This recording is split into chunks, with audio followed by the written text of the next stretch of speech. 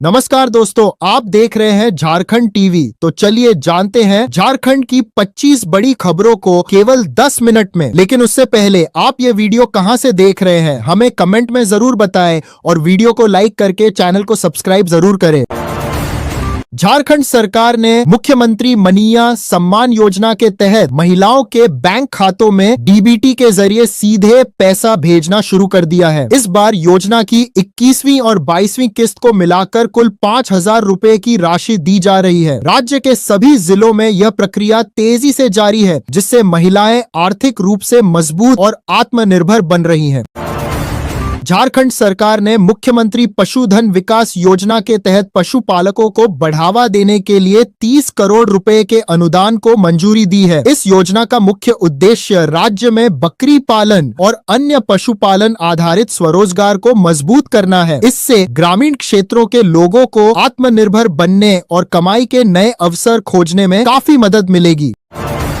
झारखंड राज्यसभा चुनाव जीतने के बाद परिमल नाथवानी ने अपनी खुशी जताई है। उन्होंने अपनी इस जीत का श्रेय प्रधानमंत्री नरेंद्र मोदी, अमित शाह, भाजपा कार्यकर्ताओं और विधायकों को दिया है। उन्होंने कहा कि झारखंड अब उनकी कर्म भूमि है। वे यहाँ के ग्रामीण इलाकों में कौशल विकास संस्थान खोलकर युवाओं को रोजगार के नए अवसर देंगे।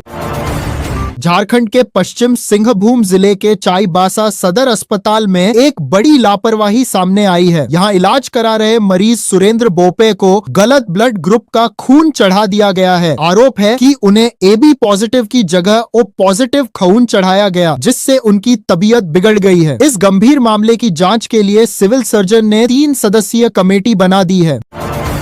झारखंड भाजपा के प्रदेश अध्यक्ष आदित्य साहू ने राज्यसभा चुनाव में निर्दलीय प्रत्याशी नाथवानी की जीत पर अपनी प्रतिक्रिया दी है। उन्होंने कहा कि यह जीत प्रधानमंत्री नरेंद्र मोदी के विकास कार्यों और विधायकों की अंतरात्मा की आवाज का नतीजा है। विपक्ष के आरोपों को खारिज करते हुए साहू ने साफ किया कि भाजपा की विचारधारा सिर्फ विकास और काम पर टिकी है। झारखंड कर्मचारी चयन आयोग द्वारा 611 तकनीकी और ग्रेजुएशन स्तर के पदों पर भर्ती के लिए आवेदन प्रक्रिया शुरू कर दी गई है। इसके तहत योग्य और इच्छुक उम्मीदवार 16 जुलाई 2026 तक ऑनलाइन आवेदन जमा कर सकते हैं। नौकरी की तलाश कर रहे युवाओं के लिए सरकारी क्षेत्र में करियर बनाने का यह एक बेहतरीन और बड़ा अवसर है। झारखंड राज्यसभा चुनाव जीतने के बाद बैजनाथ राम ने अपनी प्रतिक्रिया देते हुए खुशी जताई है। उन्होंने इस बड़ी सफलता के लिए माननीय मुख्यमंत्री और उन सभी विधायकों का दिल से आभार व्यक्त किया जिन्होंने उनका पूरा सहयोग किया है। उन्होंने वादा किया कि वे देश की संसद में झारखंड की जनता की मजबूत आवाज बनेंगे और राज्य के हितों के लिए लगातार काम करेंगे। झारखंड के पूर्वी सिंहभूम जिले के गालूडीह में टीबी के बढ़ते मामलों ने ग्रामीणों की चिंता बढ़ा दी है। स्थानीय लोगों के अनुसार महुआ शराब का ज्यादा सेवन, कुपोषण और जागरूकता की कमी इस बीमारी के मुख्य कारण है। ग्रामीणों ने स्वास्थ्य विभाग से गालूडीह इलाके में नियमित जांच, बेहतर इलाज की सुविधा और नशा मुक्ति अभियान चलाने की मांग की है। झारखंड राज्यसभा चुनाव के नतीजों के बाद कांके के विधायक सुरेश बैठा ने राजदौर माले पर बड़ा आरोप लगाया है। उन्होंने कहा कि इन दलों ने क्रॉस वोटिंग कर महागठबंधन के साथ धोखा किया है। चुनाव के दौरान इनके रवैये को देखते हुए विधायक सुरेश बैठा ने मुख्यमंत्री से इन दोनों पार्टियों को तुरंत सरकार से बर्खास्त करने की मांग की है। झारखंड के सरायकेला खरसावा जिले के काशी साहू कॉलेज में इस साल ग्रेजुएशन में एडमिशन के लिए ओडिया विषय को हटा दिया गया है। कॉलेज की स्थापना के बाद पहली बार ऐसा हुआ है, जिससे ओडिया पढ़ने वाले छात्र छात्राओं और अभिभावकों में काफी नाराजगी है। स्थानीय ओडिया भाषी लोगों ने इस विषय की पढ़ाई कॉलेज में फिर से शुरू करने की मांग की है। झारखंड कैबिनेट ने राज्य के हर जिले में अबुआ दवाखाना खोलने की मंजूरी दी है। इन केंद्रों की खासियत यह होगी कि यहाँ एलोपैथी, आयुर्वेद, होम्योपैथी और यूनानी पद्धतियों से एक ही जगह इलाज हो सकेगा। सरकार के इस बड़े फैसले का मुख्य उद्देश्य ग्रामीण और दूर दराज के क्षेत्रों तक बेहतर और सस्ती स्वास्थ्य सुविधाओं को आसानी से पहुँचाना है। झारखंड राज्यसभा चुनाव में परिमल नाथवानी की जीत पर बीजेपी नेता बाबूलाल मरांडी ने अपनी प्रतिक्रिया दी है। उन्होंने विधायकों की तारीफ करते हुए कहा कि उन्होंने सूझबूझ से सही वोट दिया है। साथ ही उन्होंने कांग्रेस पर तंज कसते हुए कहा कि कांग्रेस को अपने ही नेताओं पर भरोसा नहीं था। मरांडी का मानना है कि नाथवानी झारखंड के लिए एक बेहतरीन प्रतिनिधि साबित होंगे और संसद में राज्य के विकास की आवाज मजबूती से उठाएंगे। झारखंड के कोडरमा जिले में अवैध बालू कारोबार के खिलाफ प्रशासन सख्त हो गया है। जयनगढ़ के गुड़गुड़ी बांसडीह बालू घाट पर छापेमारी कर प्रशासन ने बालू से लदे 60 ट्रैक्टरों को जब्त किया है। अंचलाधिकारी सारांश जैन और थाना प्रभारी विकास कुमार के नेतृत्व में हुई इस कार्रवाई से अवैध खनन करने वालों में हड़कंप मच गया है। प्रशासन ने साफ चेतावनी दी है कि अवैध खनन और परिवहन के खिलाफ यह अभियान आगे भी जारी रहेगा।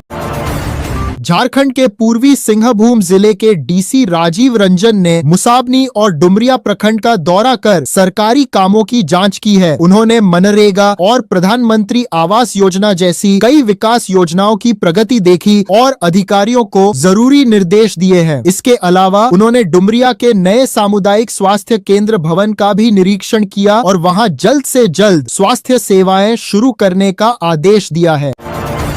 झारखंड राज्यसभा चुनाव के नतीजों में जेएमएम के बैद्यनाथ राम और बीजेपी समर्थित परिमल नाथवानी ने जीत दर्ज की है, जबकि कांग्रेस के प्रणव झा हार गए हैं। इस पर प्रतिक्रिया देते हुए कांग्रेस प्रदेश अध्यक्ष केशव महतो कमलेश ने कहा कि यदि इंडिया गठबंधन के सभी विधायकों का पूरा समर्थन मिलता तो उनके प्रत्याशी की जीत पक्की थी।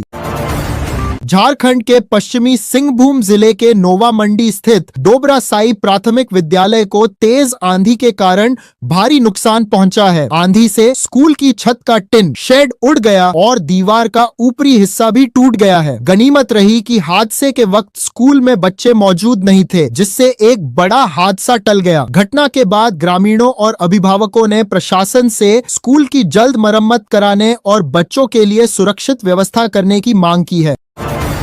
झारखंड के वित्त मंत्री राधाकृष्ण किशोर ने माले और राजद पार्टी पर महागठबंधन के साथ धोखा करने का बड़ा आरोप लगाया है। उन्होंने कहा कि यदि इन दलों के लिए महागठबंधन का मतलब भाजपा या एनडीए समर्थित उम्मीदवार की मदद करना है तो उनका यह बर्ताव उसी के जैसा है। इसके साथ ही उन्होंने कांग्रेस पार्टी की एकजुटता की तारीफ की और कहा कि वे आगे इस मुद्दे पर आला कमान से चर्चा करेंगे।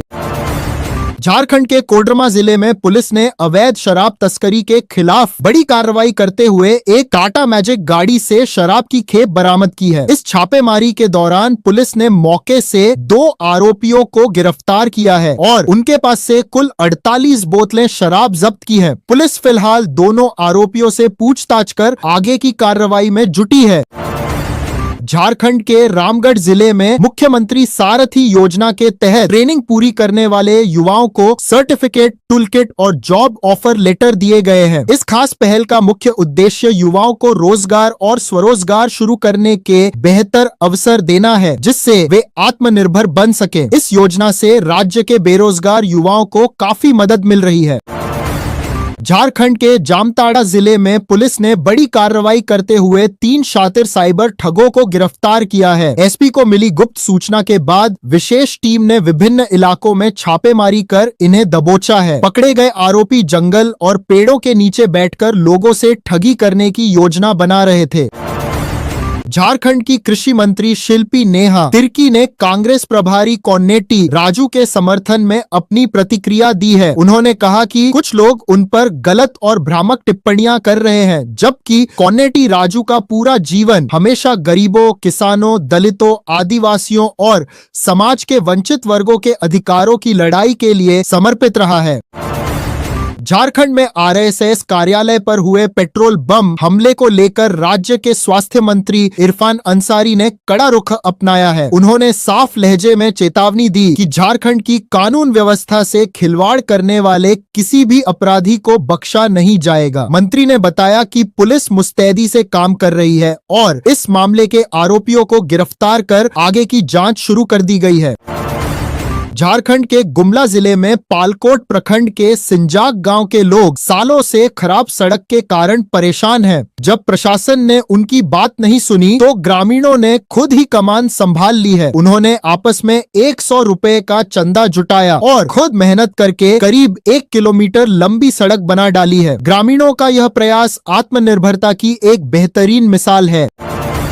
झारखंड के दुमका जिले के बासुकीनाथ इलाके में एक विशेष अभियान चलाकर 4 बाल श्रमिकों को काम से मुक्त कराया गया है। श्रम विभाग, पुलिस और सामाजिक संस्थाओं ने मिलकर होटल, ढाबों और दुकानों की जांच की। इस दौरान टीम ने दुकानदारों और आम लोगों को बाल श्रम से जुड़े कानूनों और बच्चों के अधिकारों के बारे में समझाते हुए जागरूक भी किया है। झारखंड के सिमडेगा जिले में खाद्य सुरक्षा को बढ़ावा देने के लिए प्रशासन ने मीट और चिकन की दुकानों का औचक निरीक्षण किया है। इस जांच अभियान के दौरान बिना लाइसेंस के कारोबार करने वाले दुकानदारों को कड़ी कार्रवाई की चेतावनी दी गई है। इसके साथ ही टीम ने सभी दुकानदारों को साफ सफाई रखने, पीने के पानी की जाँच कराने और कीड़े मकोड़ों से बचाव के कड़े निर्देश दिए हैं।